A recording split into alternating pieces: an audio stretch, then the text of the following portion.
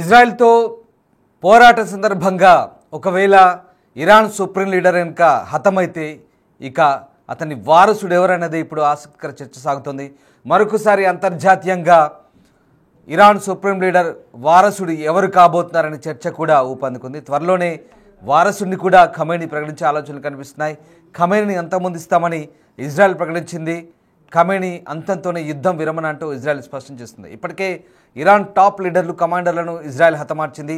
Israel దాడులకు బంకర్లో Khamenei తలదాచుకున్నాడు. కుటుంబంతో సహా బంకర్లోకి వెళ్ళిన పరిస్థితి కనబడుతుంది. బంకర్ నుంచి యుద్ధంపై యంత్రాంగానికి ఎప్పటికప్పుడు ఆదేశాలు కూడా జారీ చేస్తున్నాడు. ఇజ్రాయెల్ దాడులో ఒకవేళ ఖమేనీ చనిపోతే ఇరాన్లో సంక్షోభం ఏర్పడే అవకాశం కనిపిస్తుంది. ఈ నేపథ్యంలోనే తానే నూతన సుప్రీం లీడర్ను ఎంపిక చేయాలనుకుంటున్నట్లు ఖమేనీ భావిస్తున్నారు. ఇందుకు ముగ్గురు పేర్లను కూడా ఎంపిక చేసినట్టుగా తెలుస్తుంది.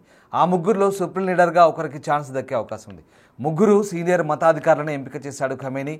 ఇక ఆ జాబితాలో ఖమేనీ వారసుడు కుమారుడు ముజ్తబా పేరు లేదు.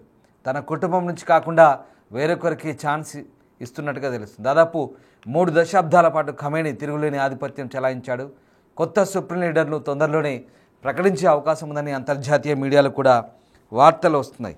ఈ నేపథ్యంలోనే ఇక ఇజ్రాయెల్ దాడిలో కనుక మరణించినట్లయితే తన సైనిక కమాండ్ శ్రేణిలో ప్రత్యామ్నాయాలను అయతుల్లా అలీ ఖమేనీ ఎంపిక చేయడం కాకుండా తాను కూడా చంపబడితే తన స్థానంలో ముగ్గురు సీనియర్ మతాధికారులను కూడా నియమించినట్టుగా వస్తున్నటువంటి వార్తలు ఇప్పుడు అంతర్జాతీయంగా చర్చనీయాంశంగా మారుతున్నాయి.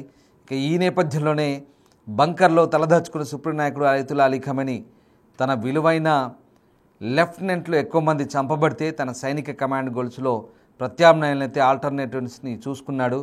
ఇక ఈ నేపథ్యంలోనే ముగ్గురు సీనియర్ మతాధికారులను అభ్యర్థులుగా పేర్కొన్నారని చెప్తున్నారు. బహుశా అతని 3 దశాబ్దాల పాలన ఎదుర్కొంటున్న ఈ అన్సర్టనిటీకి, అనిశ్చిత క్షణాలకి ఇది అత్యంత స్పష్టమైన ఉదాహరణగా మనకి అర్థమవుతుంది. ఇక గత శుక్రవారం ఇజ్రాయెల్ వరుస ఆకస్మిక దాడులను ప్రారంభించినప్పటి నుంచి ఇస్లామిక్ రిపబ్లిక్ను కాపాడడానికి ఖమేనీ అసాధారణ చర్యలు అయితే తీసుకుంటున్నట్టుగా తెలుస్తోంది. ఇజ్రాయెల్ దాడులు జరిగి వారం రోజులు మాత్రమే అవుతున్నప్పటికీ 1980లో ఇరాక్తో జరిగిన యుద్ధం తర్వాత ఇరాన్పై జరిగిన అతిపెద్ద సైనిక దాడి ఇది. అలాగే ఆ దేశ రాజధాని టెహ్రాన్పై దీని ప్రభావం చాలా తీవ్రంగా కనిపిస్తుంది. కొన్ని రోజుల్లోనే ఇజ్రాయెల్ దాడులు మరింత తీవ్రంగా ఉండబోతున్నాయి. అలాగే 8 ఏళ్ల ఇరాన్తో జరిగిన యుద్ధంలో సద్దాం హుసేన్ చేసిన దానికంటే ఇప్పుడు టెహ్రాన్లో ఎక్కువ నష్టాన్ని కలిగిస్తున్న పరిస్థితి కనబడుతోంది. సో ఆ రకంగా ఇరాన్ తన ఈ షాక్ను కొంత అధిగమించినప్పటికీ ఇజ్రాయెల్పై రోజువారీ ప్రతిదాడులు ప్రారంభించి ఒక ఆసుపత్రి, అలాగే ఒక హైఫా చమురు శుద్ధి కర్మాగారం, మతపరమైన భవనాలు, ఇళ్లను ధ్వంసం చేసినట్టుగా అర్థమవుతుంది. కానీ యుద్ధం తీవ్రమైతే కనుక అప్పుడు పరిస్థితులు చేదాటిపడే అవకాశం కనిపిస్తుంది. ఎందుకంటే అమెరికన్ అధ్యక్షుడు ట్రంప్ కనుక యుద్ధంలోకి ఈ పోరాటంలోకి ఇంకా రావాలా వద్దా అని ఇప్పటికే ఆలోచిస్తున్నారు. ఒకవేళ వస్తే కనుక పరిస్థితులు చేదాటే అవకాశాలు కనిపిస్తున్నాయి. ట్రంప్ ఇప్పటికే చెప్పాడు, ఖమేనీ మర్యాదగా లొంగిపో, నువ్వు ఎక్కడ దాక్కున్నావో మాకు తెలుసు, లొంగిపోకుంటే మేమే నిన్ను హతమారుస్తామంటూ ఇప్పటికే హెచ్చరికలు జారీ చేశారు. అందుకు ప్రతిగా ఇరాన్ కూడా కౌంటర్ ఇచ్చింది. అమెరికాకు పరిస్థితులు చాలా దారుణంగా ఉంటాయంటూ రివర్స్ కౌంటర్ ఇచ్చింది. సో అయినప్పటికీ కూడా ఇది ఖమేనీ చాలా అభద్రతా భావానికి లోనయ్యారు. దీంతో ఆయన నిశ్శబ్దంగానే ఉంటూనే అన్ని సన్నాహాలు చేస్తున్నారు. ఆయన ప్లానింగ్స్ కూడా ఇప్పుడు చాలా ఖచ్చితత్వంతో కూడుకున్నాయని చెప్తున్న పరిస్థితి కనబడుతుంది. సో ఆ రకంగా ఇరాన్ నాయకత్వానికి సంబంధించి ఇప్పుడు కొంత కష్టకాలం వచ్చే అవకాశం ఉంది. కాబట్టి ఇప్పటికే అంటే ఆ లీడర్షిప్ను దెబ్బతినకుండా ఖమేనీ జాగ్రత్త పడుతున్నాడు. దీంతోనే ఆ ముగ్గురు సీనియర్ మతాధికారులను ఇప్పుడు ఎంపిక చేసినట్టుగా తెలుస్తుంది. 86 ఏళ్ల అయతుల్లా అలీ ఖమేనీకి ఇజ్రాయెల్ లేదా అమెరికా తనను హత్య చేయడానికి ప్రయత్నించవచ్చని ఖచ్చితంగా తెలుసు. దీంతో అతను ఇది బలిదానంగా భావిస్తాడని కూడా ఇరానియన్లు చెప్తున్నారు.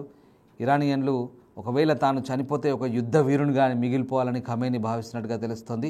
దీంతో అయతుల్లా అలీ ఖమేనీ ఇక తమ దేశ అసెంబ్లీకి సుప్రీం నాయకుడిని నియమించడానికి బాధ్యత వహించే క్లరికల్ సంస్థకు తాను అందించిన 3 పేర్ల నుంచి త్వరగా వారసుని ఎన్నుకోవాలని సూచించినట్టుగా తెలుస్తుంది. ఇది ఒక అసాధారణ నిర్ణయంగా ఇరాన్ చరిత్రలో చెప్తున్నారు. సాధారణంగా కొత్త సుప్రీం నాయకుడిని నియమించే ప్రక్రియకు నెలల తరబడి పట్టవచ్చు. మతాధికారులు తమ పేర్ల జాబితా నుంచి పేర్లను ఎంచుకుంటారు. కానీ దేశం ఇప్పుడు యుద్ధంలో ఉన్నందున అయతుల్లా ఖమేనీ త్వరగా ఒక క్రమబద్ధమైనటువంటి నిర్ధారణ జరగాలి, వారసత్వాన్ని కాపాడుకోవాలని ఆయన తొందరపడుతున్నారు. దీంతో సో అత్యంత పరిరక్షణ ప్రాధాన్యత కూడుకున్న ఎంపికగా ఇది చెప్తున్నారు ఇరాన్ నిపుణులు. సో ఇరాన్ అంతర్జాతీయ వ్యవహారాలు తెలిసిన వ్యక్తులు కూడా ఇప్పుడు అదే వాదిస్తున్నారు.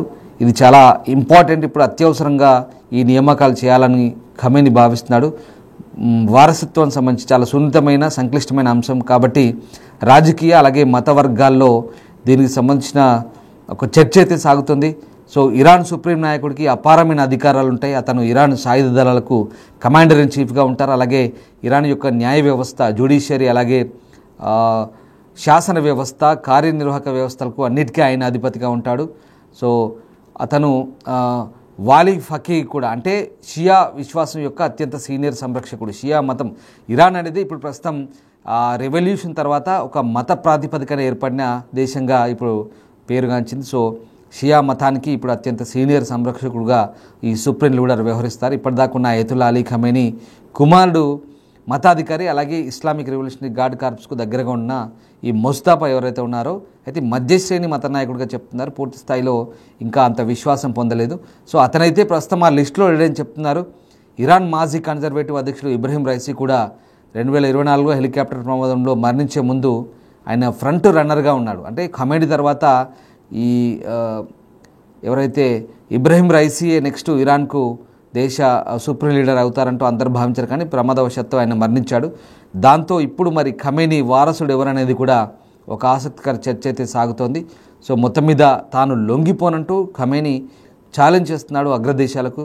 కానీ అదే సమయంలో తాను కనుక దాడిలో హతమైతే ఏంటనే పరిస్థితి కూడా ఆలోచించి ఇప్పుడు చాలా తీవ్రంగా వారసత్వం గురించి చర్చ అయితే సాగుతుంది. సో ముగ్గురు లీడర్లను ఇప్పుడు ఎంపిక చేసినట్టుగా తెలుస్తుంది. ప్రస్తుతం అయతుల్లా అలీ ఖమేనీ సెంట్రల్ టెహ్రాన్లోని బీట్ రహబారీ లేదా నాయకుడి ఇల్లు అని పిలువబడే అత్యంత సురక్షితమైన కాంపౌండ్లో నివసిస్తున్నారు. అంటే ఆయన ప్రస్తుతం అక్కడి నుంచి లావిజాన్ అనే ఒక బంకర్ ప్రాంతానికి వెళ్ళినట్టుగా చెప్తున్నారు. సో అక్కడి నుంచే మొత్తం నిర్ణయాలు తీసుకుంటున్నారు. ఎప్పుడైతే ఈ బీట్ రబ్బారీ ప్రాంతం నుంచే మనం చూస్తుంటాం కొన్ని సోషల్ మీడియాలో పెద్ద పెద్ద ప్రసంగాలు ఇస్తుంటారు. అప్పుడు అందరూ ఖమేనీ సుప్రీం లీడర్ రాగానే జయ జయ ధ్వానాలు కొడుతూ ఇరాన్ జెండాలు పట్టుకొని ఆయనకు ఒక్కసారిగా ఆయన రాగానే గౌరవపూర్వకంగా ఆయనకు స్వాగతం పలుకుతుంటారు. ఆయన మాట్లాడిన ప్రతి మాటకి జయజయలు కొడుతుంటారు. అదే ఈ బీర్ రబ్బారీ ఇల్లు. అది వేలాది మంది అక్కడికి వచ్చి సమావేశం అవడానికి కూడా ఆయన ప్రసంగాలకు కూడా వేదిక అది. ప్రస్తుతం ఆ వేదిక వెలవెలబోతోంది. ఇజ్రాయెల్ దాడులతో అక్కడి నుంచి ఖమేనీ తప్పించుకొని పారిపోయాడు. ప్రస్తుతం ఒక లాబిజాన్ అనే ప్రాంతంలో ఉంటున్నట్టుగా అంతర్జాతీయ మీడియా చెప్తోంది. అక్కడ వెళ్ళి బంకర్లో తలదాచుకున్నట్టుగా చెప్తున్నారు. సో ప్రస్తుతానికైతే ఇరాన్లో పరిస్థితులు బాగాలేవు కాబట్టి ఖచ్చితంగా రహస్య స్థావరంలోనే ఆయన ఉంటున్నాడు. అక్కడి నుంచే ఈ ప్లానింగ్స్ అన్నీ కూడా చేస్తున్న పరిస్థితి కనబడుతుంది. ఎక్కడ ఇజ్రాయెల్ అమెరికా చొరబడి తనని మట్టుబెడుతుందని భయంతో ప్రస్తుతం అతను ఉన్నట్టుగా తెలుస్తుంది. సో మొత్తం మీద ప్రస్తుతానికైతే ముగ్గురు సీనియర్లైతే ఎంపిక చేసినట్టుగా తెలుస్తుంది. సో ఖమేనీ వారసుడు ఎవరనేది త్వరలో తేలిపోబోతుంది. సో మొత్తం మీద ఇరాన్లో ప్రస్తుతం సుప్రీం లీడర్గా వారసత్వం సంబంధించి ఒక చర్చ అయితే సాగుతున్న నేపథ్యంలో ప్రస్తుతం ఈ అంశం అంతర్జాతీయంగా ఒక ప్రాధాన్యత సంతరించుకున్న పరిస్థితులు అయితే మనకు కనబడుతున్నాయి.